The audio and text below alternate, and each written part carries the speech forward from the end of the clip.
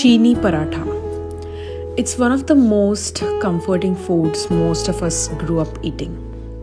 For toddlers, it works beautifully as a quick energy boosting meal, especially on a busy morning. Made with whole wheat flour and a small amount of sugar, this paratha is soft, warm, and easy to chew. There are no spices, no complicated ingredients, just simple home food that feels familiar and filling. You can add ghee for healthy fats and serve it with warm milk to make it more balanced.